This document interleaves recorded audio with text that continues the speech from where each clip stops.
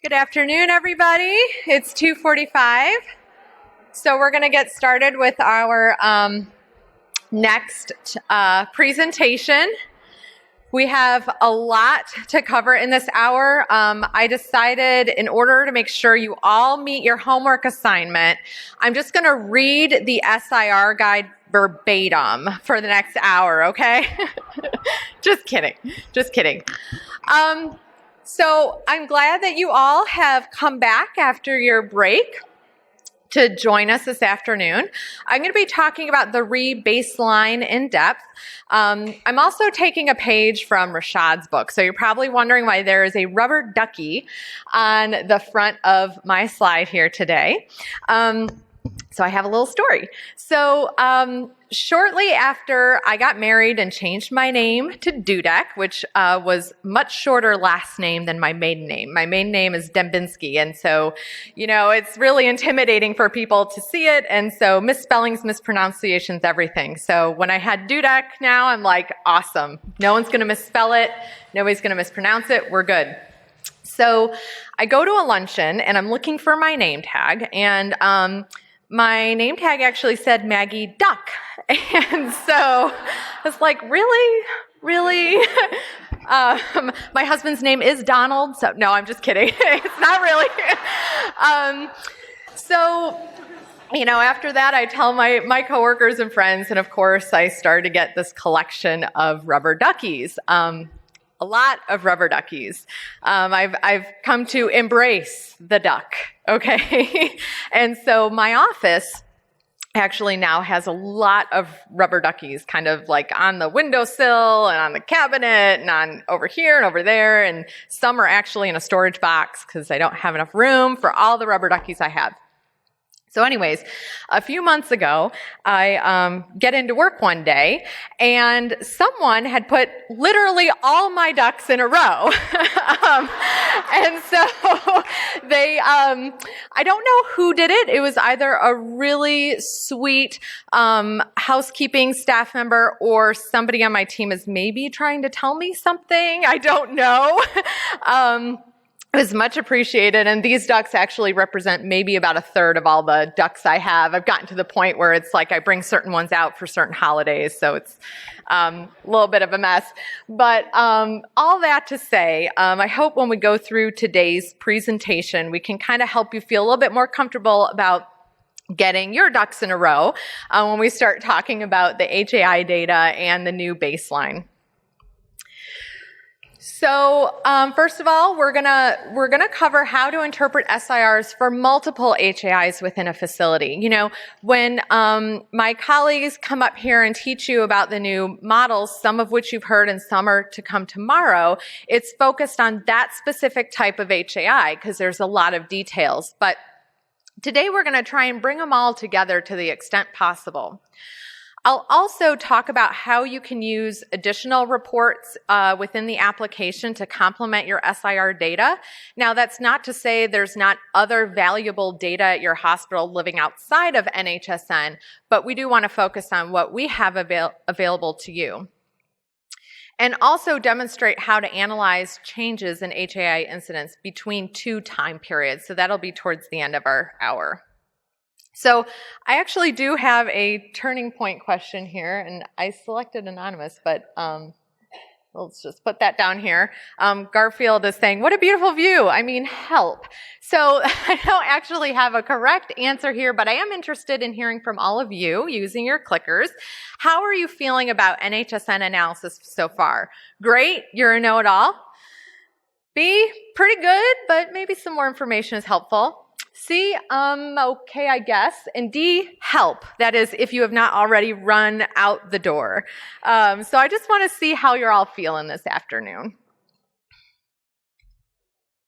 Okay, so good. 53% of you are pretty good.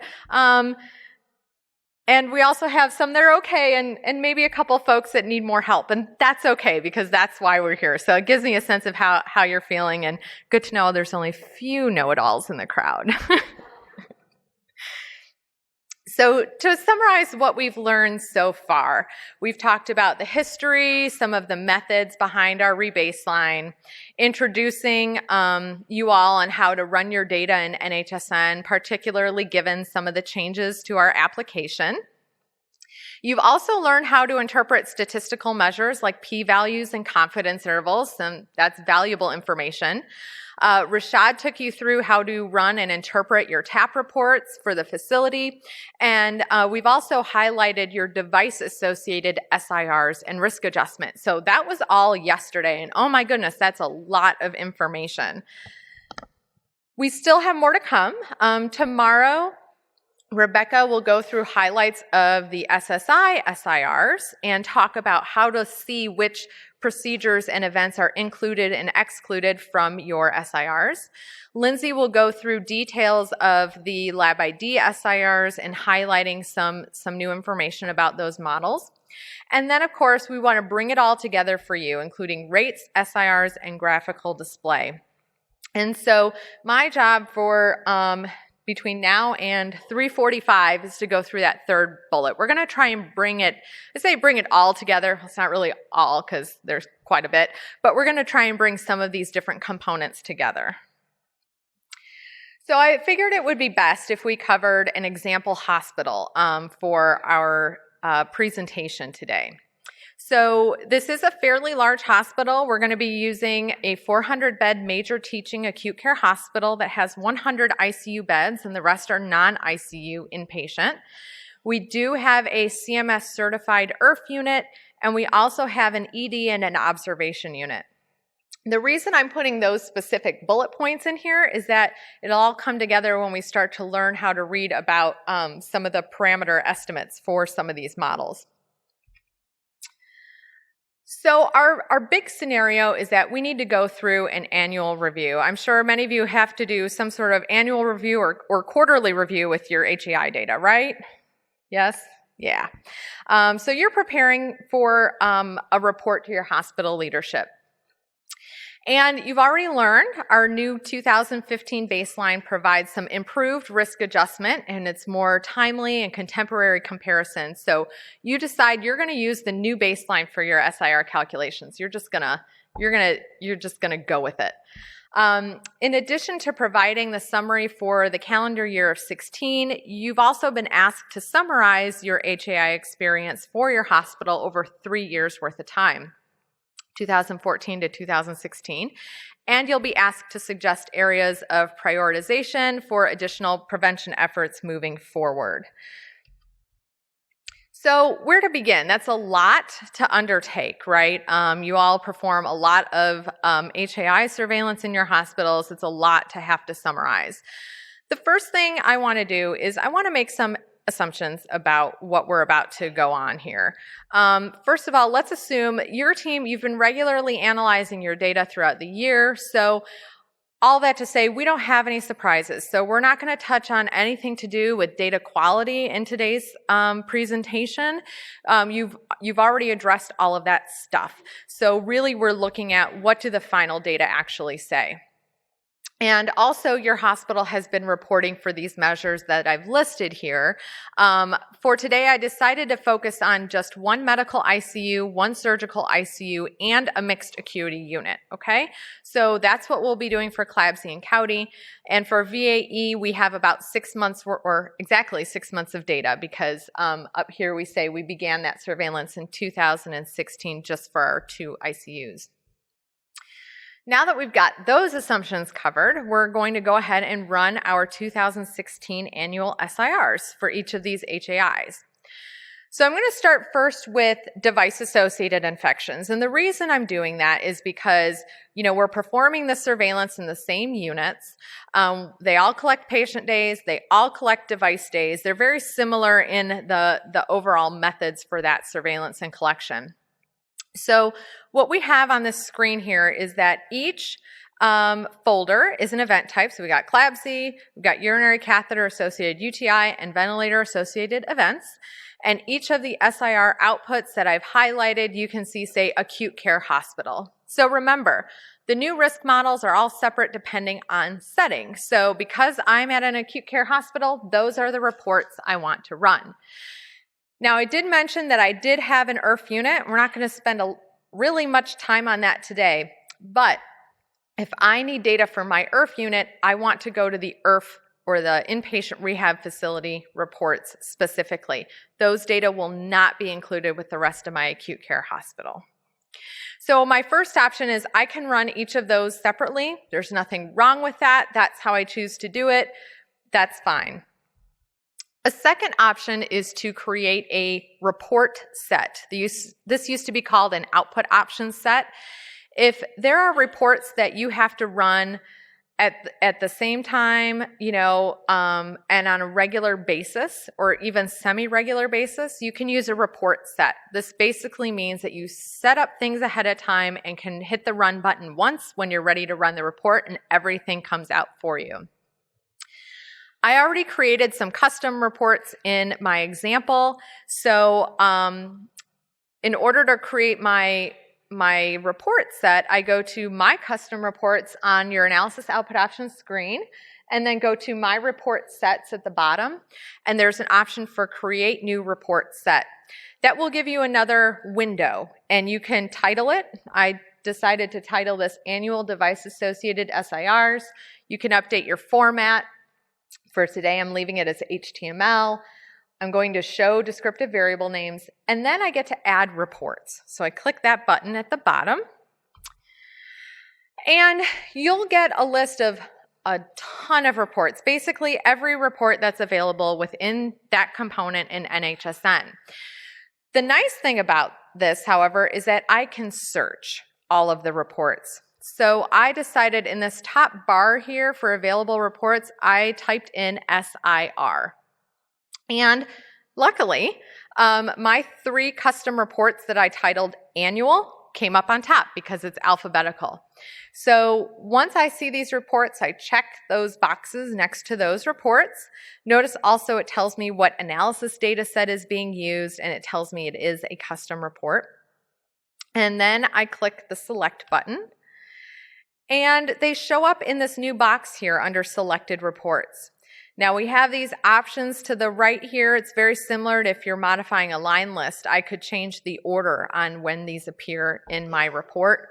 And then I click Save. And when I click Save, that means that next time I go in, I have that same template. And it's already set up for me, and I can just click Run, or possibly if I want to modify the time period. So I wanted to show that all to you in case you're running multiple reports at the same time for the same sort of purpose. You might want to take, advantage of this report set option. So because the HTML is so long for these types of reports, I don't actually have a screenshot of that. But what I did is I pulled my overall SIR data into one table. So here's where we start getting into bringing it all together. Now again, I'm focusing on device-associated infections for the time being. And just a reminder that these are all fictitious data. So there's nothing real about this. They're realistic looking, but they're not real data. And so you can see I've got a number of items here on this table. So before we start digesting all of this and what all of this means, notice that I've got my summarized number of events, my denominators, my overall SIR, and my statistical measures. I've also presented both my total VAE as well as my IVAC plus SIRs for this purpose, because those are 2 different SIRs that'll appear in the same output report. So we've got our first question here, our real question. So let's say you have a new person on your team and they've prepared that table for you for the presentation. Now, I want you to take a look at that table and tell me if you think the data are appropriate to share with the leadership as is.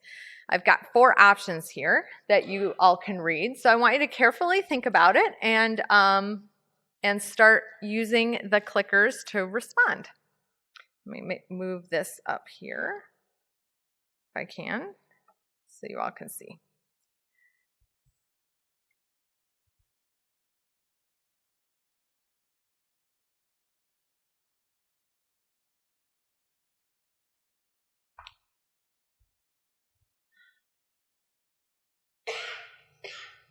Okay, I'm going to give you 10 more seconds.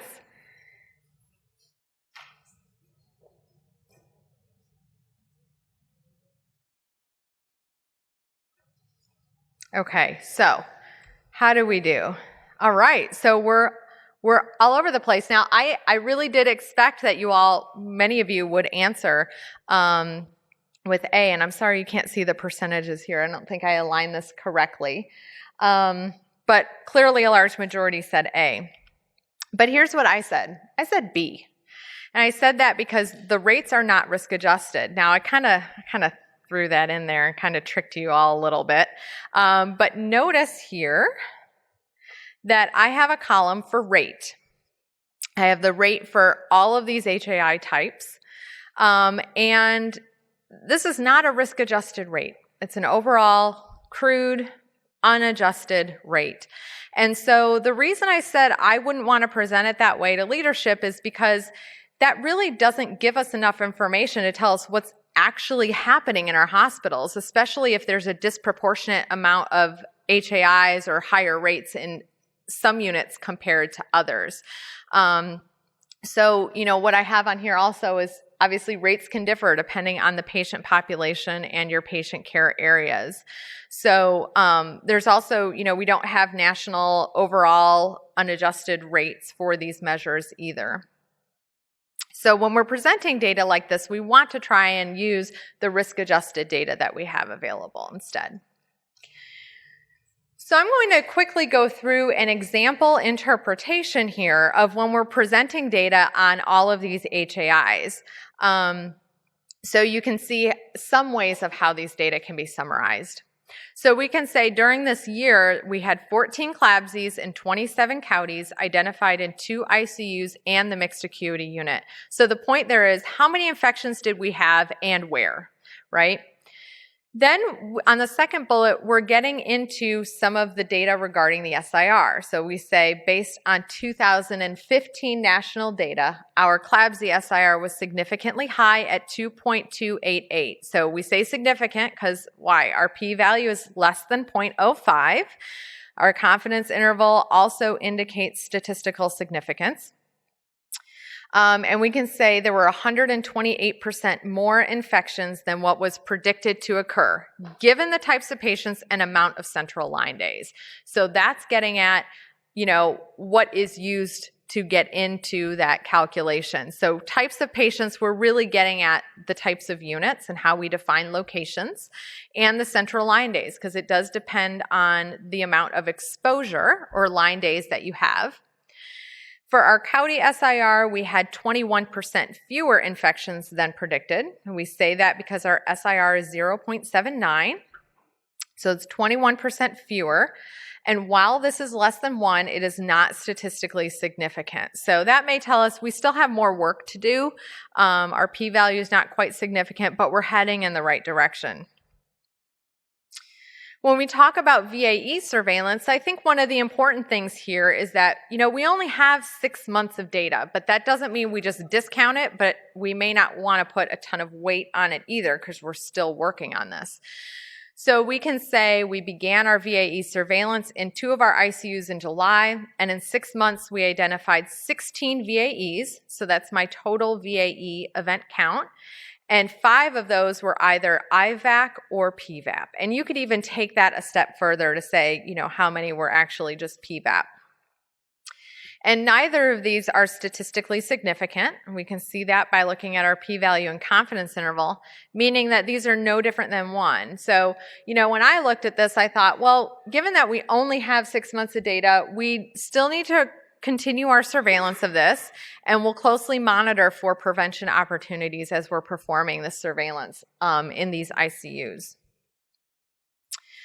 But let's say there's some new people in your hospital leadership, and they're not yet familiar with SIRs, risk adjustment. This is new content for them. So, I say as a suggestion to remember your audience. You may want to go into some of these presentations whenever you have to talk to somebody about the data, what's happening in your hospital.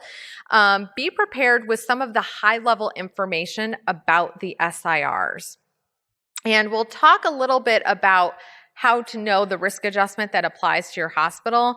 But I also provided an example explanation of just the SIR in general and what that is. And so that may be something that you wish to have in your back pocket, per se, so that if somebody asks you, wait, hold on, what is the SIR? You maybe don't have to get into, well, you see, we've got negative binomial regression, and when they looked at, you don't have to get into all that yet.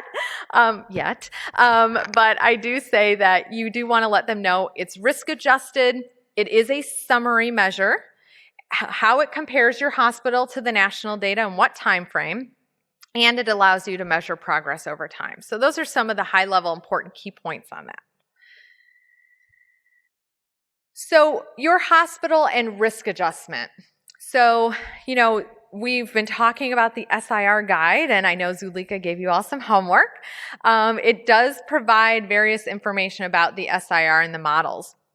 I would recommend that you develop some talking points that are suitable for your hospital and the data that you collect and measure. Okay, so you know your hospital better than anyone else. You know your medical school affiliation. You know how many beds you have in your hospital. You know what sorts of units you're performing surveillance on. All of that factors into your SIR calculations. So have some talking points ready, have some summary points ready so you know exactly what in your hospital and how those models are being applied to your hospital. And bring a copy with you when you're interpreting data. I seriously, I have this up here with me, and not just for show. I've been carrying around this SIR guide since we had it available. I have it in my notebook. I take it to all my meetings because even internally at CDC, if, my boss were to ask me, does this model take into account, this sort of facility, I could actually just take a look at it and give them the answer right away. It also saves me some emails. We've also been asked in the past for the elevator version. I thought that was a really good way to put it when somebody asked that a few years ago. So kudos to them if they are watching or here in the room. They asked for, sometimes I see my CEO or my CFO or CMO in the elevator, and they want to know what's happening, and how do I even get into that in the 30 seconds I have. So I provided 3 brief bullet points if we were to summarize our device-associated data. So we, of course, have our year in 2016.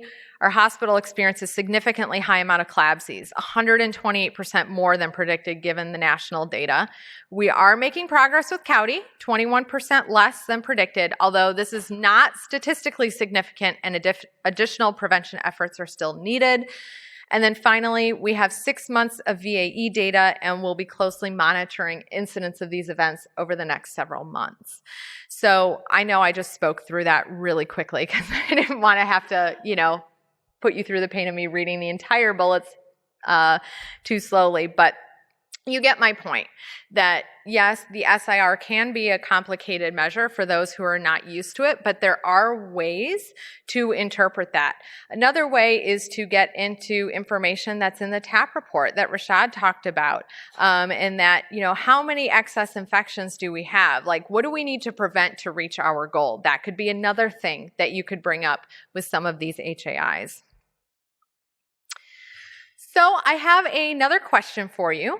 What can help us better understand our device-associated infection data? So we have a few options here. I'll let you all take a look and respond, see what you think would be a best fit.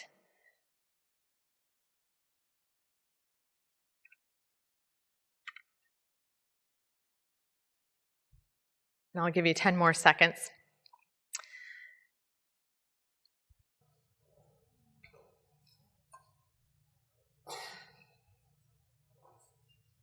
All right, let's see what y'all think. And I can't quite, well, the white is all of the above, so 86% of you. So there's really, I guess, no wrong answer here, right? Because we've selected all of the above, and I do believe that's true, and even beyond that could be true as well. There's really no limits to what can help you understand your data and what's contributing to your overall SIRs. Oops. Okay. All right. So given that, I've kind of taken a few of those options and put them all into one giant table. So let's slowly kind of talk through a few of the items on here. So what I've done, now this is just our county SIR. So I decided, you know what, if I want to understand a little bit more about the data, let me focus on one HAI in this example. I broke it out and provided quarterly level location specific data.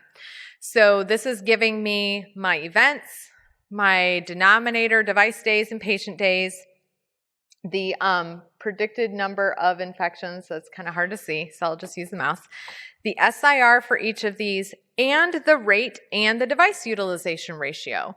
So here's an example where I'm including the rate and the DUR because these are location-specific data.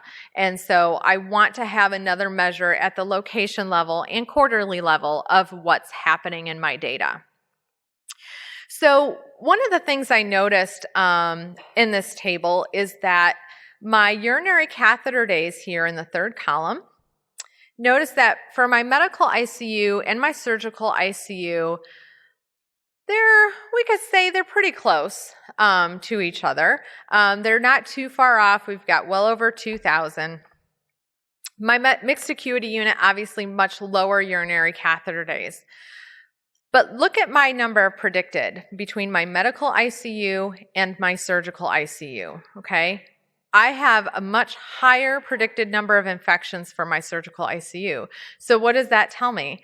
That tells me that that type of unit is at higher risk or probability of these CAUTIs than my medical ICU based on the national data and the amount of catheter days that I have here, okay? So that, again, will all factor into your SIR count. So what we see here is that my medical ICU is actually having some higher SIRs for 2 quarters or 6 months worth of data than my surgical ICU. So that to me could tell me something's going on there. Maybe I want to look into this more. Maybe I want to run a TAP report and look at my CAD and really get down to the number of excess infections for these units.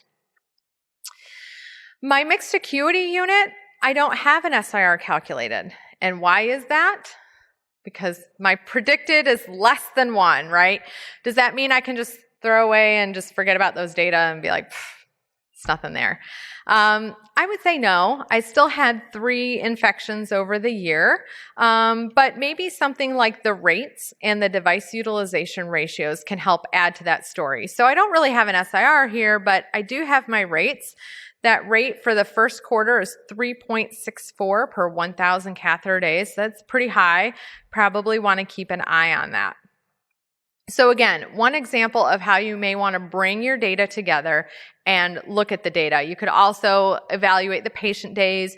You could see, okay, out of all of my CAUTI events in the hospital, how many happened in the first quarter overall, or how many are attributed to just one unit. Also consider event level data. I think the frequency table is one of the reports we have in NHSN that kind of gets forgotten. I feel kind of bad for it. You know, it's kind of like there to help and it just is off on its own. How many here in the room have used frequency tables regularly? Yeah, see, it's really lonely, guys. Take a look at those frequency tables. It can be daunting at first because there's some elements and modifying it that you may not be familiar with. But in short, it will summarize counts for you for record level data, whether that be event level data or procedure level data. What I have here is I actually modified slightly a frequency table for my county events looking at the first pathogen reported. And I have the full pathogen name and the frequency and the percentage here out of the total.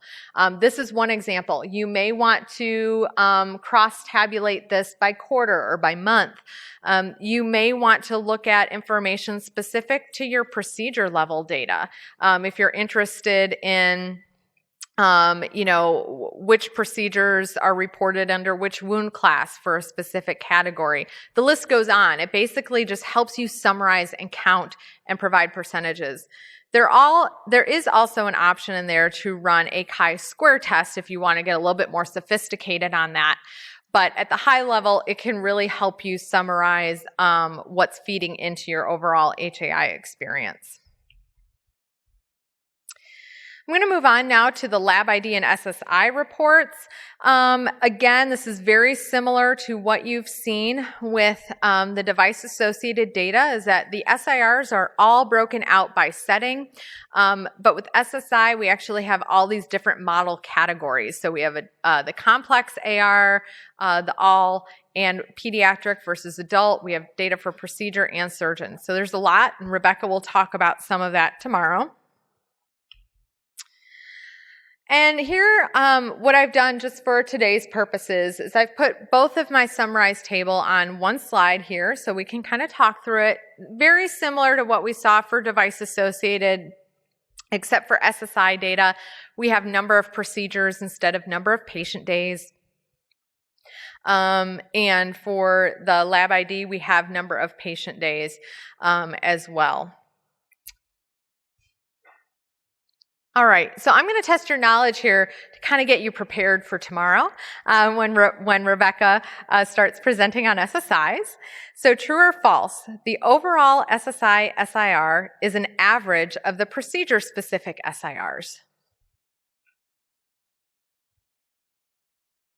You guys are answering fast, so I'm going to put that timer on.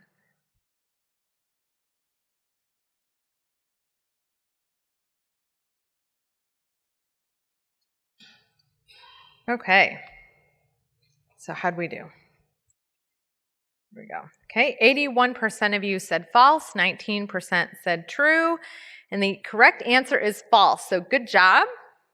Let's talk about the rationale for that. So Rebecca will show you a little bit about tomorrow is that the SIRs, remember, they are a scalable measure.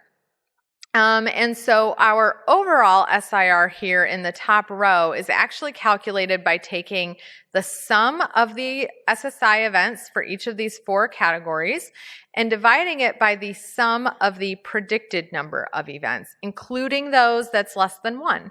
It's similar to what Zulika talked about yesterday with device-associated SIRs. So if you're interested, and you look at your overall SSI experience, that will be, the sum of the data that contribute to that and not an average. But of course, more details will be coming tomorrow. So as we look at these SSI data, my recommendations is to take a look and carefully review the data in each procedure category. So, we talk about the SIR is great. It's an overall metric. It's fantastic, and it is, but there's still power in all of the granular level data that you have. So hopefully you are already looking at those granular level data that we have. When you look at the data, think, what do you notice about them? Are there any areas of concern that you can see here? Is there anything surprising? And, it's really just a hypothetical for today. I mean, we don't know what happened in our facility the year prior. We don't know what's happening now that we're, within our 3rd month of the year. So, you may look at this and say, oh, this is great. We've definitely made improvement from the previous year. Even if we just eyeball it, that's great. Or maybe it's like, maybe not so great. Also, take a moment to actually look at the confidence intervals. We're going to spend a couple minutes talking about that and what they actually are able to tell you. Also think about what additional information could we use to complement this table. Again, just a hypothetical, but kind of think about like if these were our numbers, or maybe our numbers are much bigger, what do we need to add to this to really see what's happening? So to talk about confidence intervals for a moment, I know you've heard a lot about them already, and you already know if it includes 1, then the SIR is not significant. So when we say includes 1, we mean is the lower bound or the lower number less than or equal to 1 and the upper number greater than or equal to 1. So what this chart shows us is we have each of our SIRs, our overall, and then 3 of our procedure categories. Notice that hysterectomy is not on here because we did not predict at least 1, so we don't have an SIR for that. The dots on this table represent the actual SIR value, and the lines represent our confidence interval width. So, I don't have an official audience response question for this, but when you look at this table, which of these SIRs do you feel is the most precise? Any guesses? Just shout them out. Overall? Okay, and why do you say overall? Shorter? Very good, very good. So, notice here that the line here is shorter, and it's easier to see this amount of precision when we graphically represent the data here than it is when you're just looking at the numbers in a table, okay? So this is something that you may want to do for your own use.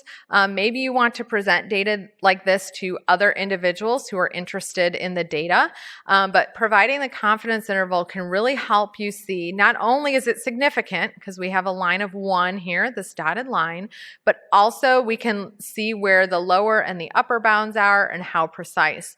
We could see our K-Pro SIR is not very precise. And that all kind of gets down to the volume of procedures, maybe how high the overall national SSI incidence is for that type of procedure, how many infections we predict to occur. And I will say that we don't have graphical options for SIRs in NHSN yet, but it is definitely on our wish list and something that we hope to be able to provide next year sometime. We know folks have been wanting some graphical options for those. So, again, something that we get asked about a lot and can be really tricky for those of you who actually have to use and speak to your data. What do we do when the number predicted is less than 1? Well, the information is still useful. Here, my hysterectomy data, first thing is, it's still contributing to my overall SIR, so it's still important. We're still performing surveillance on it. We had 0.7 SSIs predicted, but we observed 3. So if we were to calculate a rate for that, that would be pretty high. If you're looking at other measures like CLABSI and CAUTI, you may want to look at your rates and perform some internal trends. We have a statistics calculator in NHSN. How many have used the statistics calculator yet? Okay, so we've got a few folks. We're going to talk a little bit. I'm going to show you one of the options in the statistics calculator, but we do have a quick reference guide. It basically allows you to compare 2 incidence density rates. So if you're looking at 2 CLABSI rates from your hospital, you can compare them and get a significance test. We have options to compare to SIRs and also ratios like device utilization ratios. So certainly encourage you all to take a look at that. For lab ID data, what I wanted to point out with this specifically is that the SIRs that we have and what you'll learn from Lindsay tomorrow are only available at the overall facility-wide inpatient level or FAC-wide in.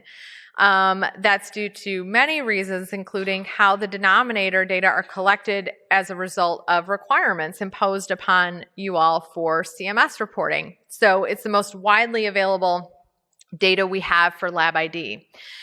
But it is still a summarized measure. So while you can't break down your SIR by individual unit, you can look at the events by individual location of where the specimen was collected. You could look at that for your healthcare onset, your community onset, to see where the burden is. There are also FACWIDE-in rates available to you. They're all described in the MDRO protocol, and they are still useful, and you can look at those at the monthly level. And we want to make sure that you all are aware of what can be available to you when looking at those. And you can look at your data for possible temporal changes throughout the year. Maybe you want to look at these data quarterly for your SIR, or maybe you do want to assess your rates monthly and graph them and see how things are changing. So I saw this comic and I was just laughing really hard about it. I don't know if it was because I was really exhausted, haven't had enough coffee or what, but Dilbert saying I didn't have anything useful to say, so I made this pie chart. And one of his colleagues says, it must be true because it's pie.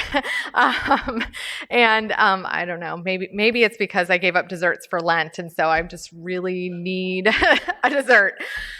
But really, seriously though, sometimes having a graphic can really help illustrate your point on what's happening in your facility. You know, looking at a table of numbers can be overwhelming. It's a lot to read. It's a lot to take in, but there are points where you may say, you know what, I'm going to show you this pie chart, or I'm going to show you this line graph so that you can see visually what's happening.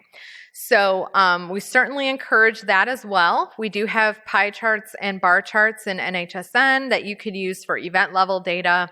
We have run charts for DURs and rates. And then, like I said, we're hoping to have SIR data available for, or graphical SIR options available in the future. I have an example here of the pie chart. You know, we're not going to tear this apart for the purposes today, but just to say that this did come out of NHSN. It is a summarized count of my data graphically displayed in a pie. And what I decided to show was a distribution of my healthcare onset incident CDI lab ID events by location where the specimen was collected.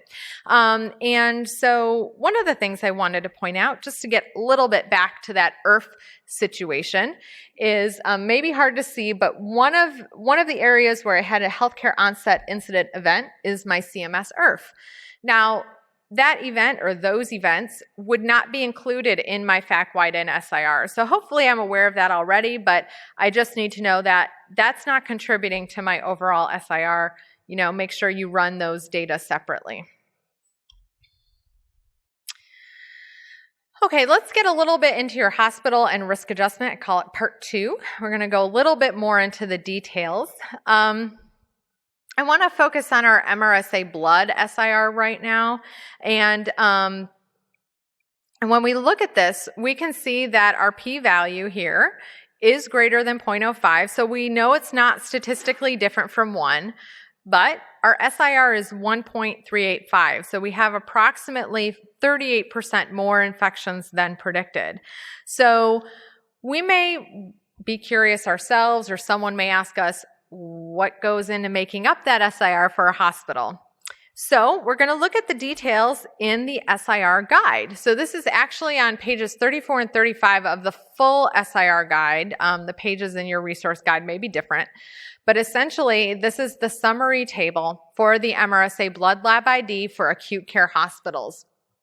What I've done, I've highlighted some elements that we know about our hospital for today. And really what this table can help us do is understand what contributes to the predicted number of infections. The 3 items I've boxed are the things we know. I've already said we have a major teaching hospital. The next is we are a general acute care hospital. And then the third is the number of ICU beds. We have 100 ICU beds in our hospital. So when we see these values, we see, okay, this is what's contributing some to our risk and our predicted number. Notice here that we also have some items that are called referent. And what does referent mean? It basically means that's where in most cases, though not all, we identified the lowest amount of risk or incidence for HAI for that category, and that's what the other elements in that parameter, the other breakdowns, are basically working off of. So number of ICU beds here at the bottom, 0 to 6, that's our referent category. And notice all the others for number of ICU beds, they're positive numbers. So that means we're predicting more infections in each one of these cases.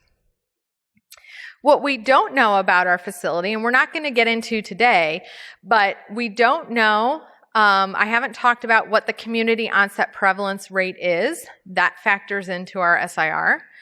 I haven't talked about the length of stay for our hospital, and I haven't talked about the outpatient community onset prevalence rate, although we do have an ED and observation unit, so we know that that factors into our SIR. So the point I'm really making here is that you kind of have to run those other rates and those lab ID rates to really understand for the time period that you're analyzing what is contributing to your SIR so that you're able to answer any questions about that. We're also, I know we've been asked this a few times this week, comparison to national data. Somebody may say, how do we compare to the nation? And that can be a tricky question to answer. Keep in mind the SIRs are a comparison to the national data, albeit it is the 2015 baseline. So it will continue to be a comparison to 2015 until at some point we move on to another baseline. And it is a risk-adjusted measure.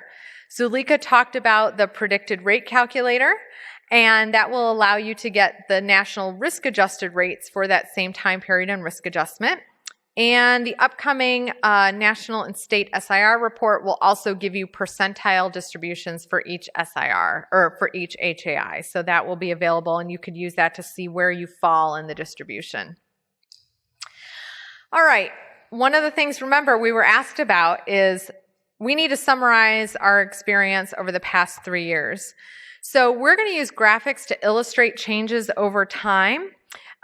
These graphics are going to be at a very high level and provide just one example for you.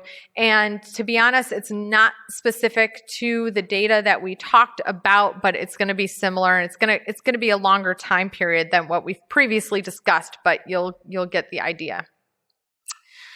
Okay, but now I have a question for you. It's a little tricky, so take a moment to read the answers carefully. But if you want to trend SIRs for 2014 to 2016, which baseline do you use? So we've got a few options, so take a look at those and respond with your audience response clickers.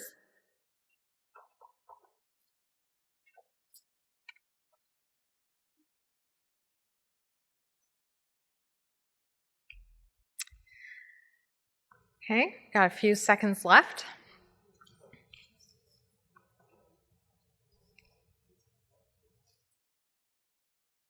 All right, so let's see what y'all think. There we go. Okay, so 35% of you said A, only the original baseline for each HAI.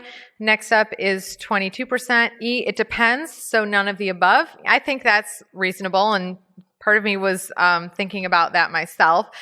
I said A, and we're going to talk through why that is using an example that we have. So this example in this graphic here is reviewing our SIRs under the original baseline through 2016. So this is option A that we had on the previous slide. So for this hospital, they've been tracking their SIR since 2011. Let's say they implemented a prevention measure in 15, and they want to know, do we have any visible changes? Now, keep in mind, I added that visible here.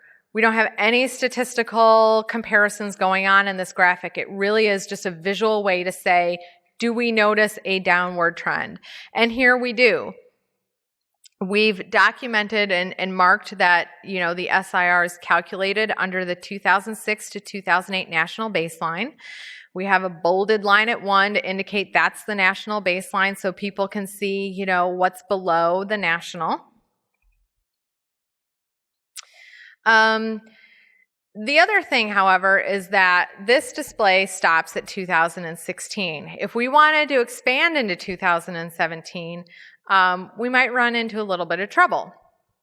So let's take a couple moments to talk about what to do and which SIRs to use. Because there is clearly a transition period, and now we are actually in 2017. So once you start getting your data in and needing to summarize them, you're going to run into some of these questions.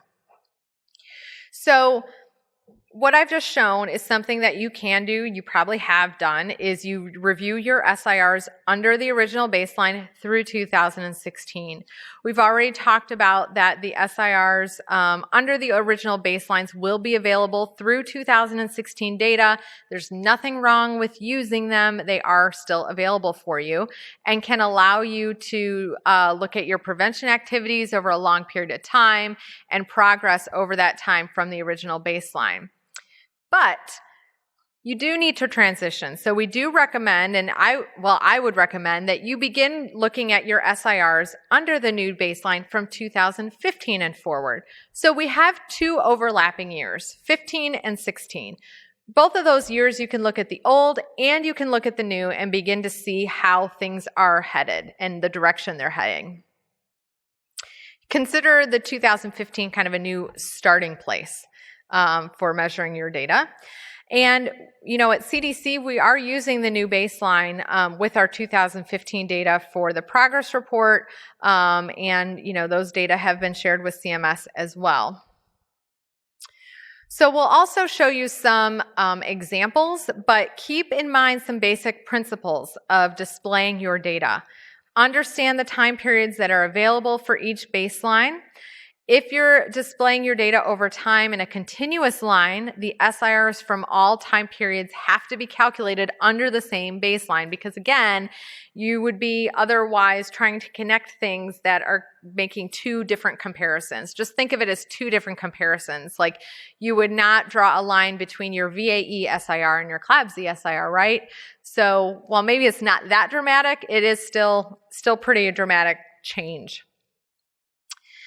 So you also don't want to compare your SIRs from the new baseline under the original, and always be sure to clearly label your baseline time period, even if you're using just one baseline in your analysis. Of course, there's many ways you can display your SIR data, so these are just some examples. For this one, let's say, we're looking far ahead, so this actually goes to 2018. We're taking a drive into the future here. So we do have the old baseline through 2016, and we have our new baseline for 17 and 18. These are noted by different colored lines. They're labeled correctly, and notice that these do not connect, okay?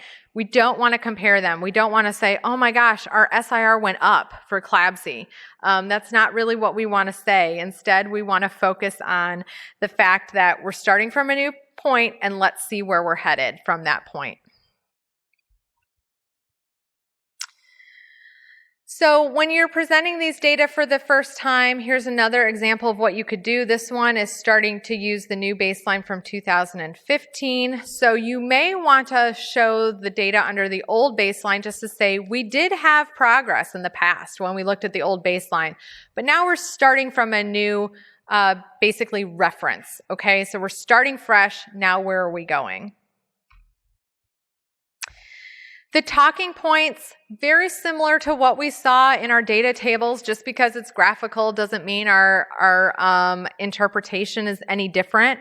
You can summarize what you saw for each year, for your endpoint of each SIR year, and saying, X percent more or less than predicted. And, again, this is not showing any statistical comparisons, but maybe you want to make this a little more sophisticated and show your confidence intervals. So just remember, 2 different baselines, different risk adjustment, different population. Don't compare them. They're not the same. So when you're comparing them from two time periods, we've provided some examples here on this slide of which one to use. When you're looking at 2014 data or earlier, we don't have the new baseline available, so you can't use it. When you're looking at 2017, you won't be able to run the SIRs on the old baseline, so you have to use the new.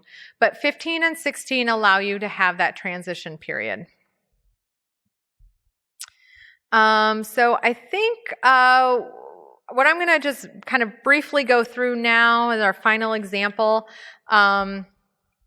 is run a statistical comparison of two SIRs just to get you acquainted a little bit with the statistics calculator.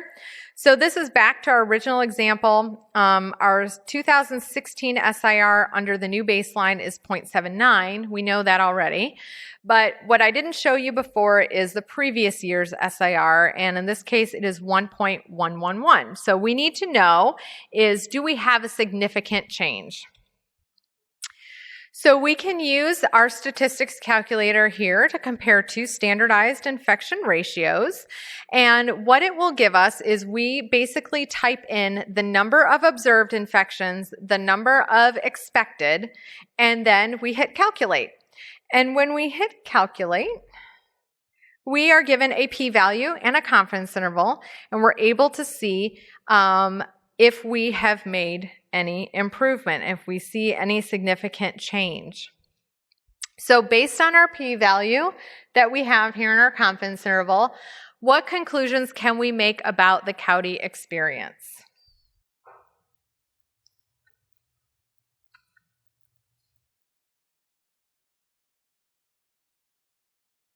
So it's a little hard to see probably for those in the back. Our two-tailed p-value is 0.1794.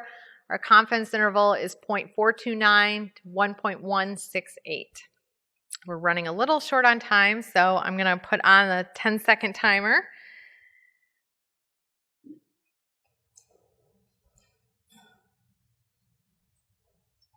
Okay. Let's see what we got here. There we go. Okay, so the blues are all very similar to each other, but it looks like 48% of you said C. Our hospital has made some progress reducing COUTIs. And that is the correct answer. You know, it's kind of harsh just because it's not significant. We don't want to say we haven't made any progress. I mean, we have 10 fewer COUTIs in the same population in these same two time periods. So that is definitely some progress. So I said we've seen some reduction just because it's not statistically significant. And this is comparing ourselves, you know, our hospital to ourselves over time. So we can say it's not a significant reduction, but we are making progress, and that's a good thing. Of course, the TAP report, I'm going to put another plug in for that. So the TAP reports can help you provide feedback on where you may need prevention efforts prioritized based on that assessment piece of the TAP strategy. And so also you can use the other reports in NHSN to see what's contributing to your HAI experience. So we've covered a lot today, but what I hope you're able to get out of this past hour is how you can use other data in NHSN, how you can try and summarize all of the data you collect into something that's a little bit shorter and easy to digest. And also remember your audience and have your SIR guide available and at the ready for you so you can answer questions about your own hospital's data. So these are some resources. I'm happy to take questions for next 2 or 3 minutes. So thank you all.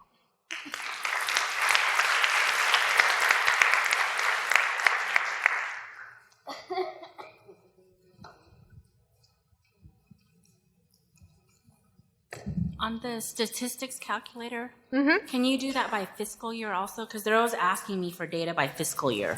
Yes, absolutely. Okay. With the statistics calculator, it's basically whatever you plug in, but you do have to have the data already generated. So this won't calculate the number expected, but it will calculate the SIR and the p-values and confidence intervals. Yep.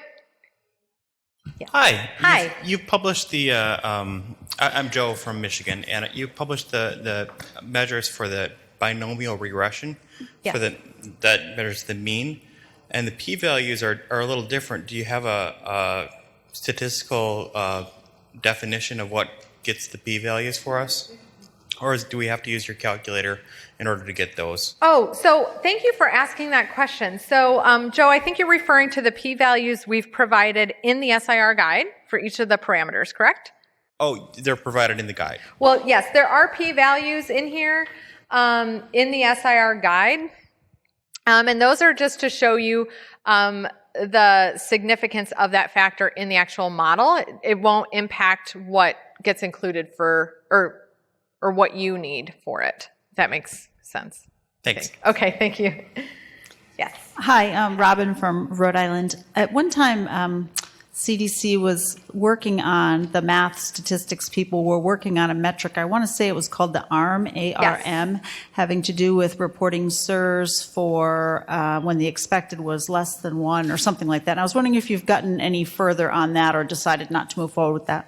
We actually have gotten further on the ARMS, and that is another thing that we hope to have available very soon. I don't want to say a timeline yet because we have some things to work out, but you'll be hearing more about it, I suspect, towards the last half of this year. So thank you. All right, so thank you all very much, and I think at this point I'll turn it over to my colleague, Suparna Bagchi, for validation, and I will be here the rest of the week as well, so feel free to come up and ask any questions you may have. Thank you.